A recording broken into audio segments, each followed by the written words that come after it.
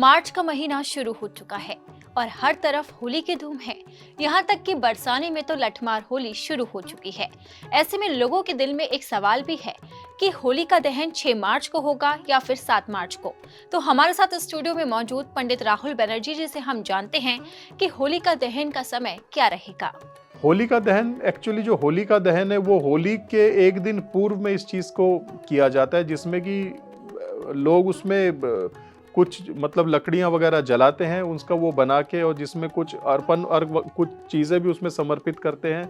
और बेसिकली होली का दहन क्यों मनाया जाता है? होली का दहन इसलिए मनाया जाता है क्योंकि जब भक्त प्रहलाद, जो कि हिरण्यकश्यप के पुत्र, जो कि परम नारायण भक्त थे, तो वो नारायण जी की पूजा करते थे, जो कि हिरण्यकश्यप को कतई बर्दाश्त नहीं था या पसंद नहीं था। प्रहलाद के अंत के लिए उन्होंने अपनी बहन होलिका को बुलवाया। होलिका, जिनको की वरदान था कि अग्नि उनका कुछ बिगाड़ नहीं पाएगी।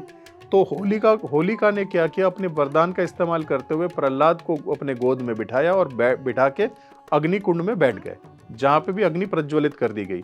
उनको भगवान का वरदान था कि अग्नि उनको नुकसान नहीं करेगी, तो बिल्कुल सही बात है। लेकिन भगवान की इच्छा के विपरीत तो कुछ हो नहीं सकता। आप प्रहलाद को लेके हुए अग्नि में बैठे, अग्नि कुंड में अग्नि प्रज्वलित करी गई। उसके बाद क्या हुआ कि होलिका ही खुद उसमें जल गई, और अग्निदेव की कृपा और नारायण जी की कृपा से प्रहलाद बिल्कुल सुरक्षित उसमें से निकल गए।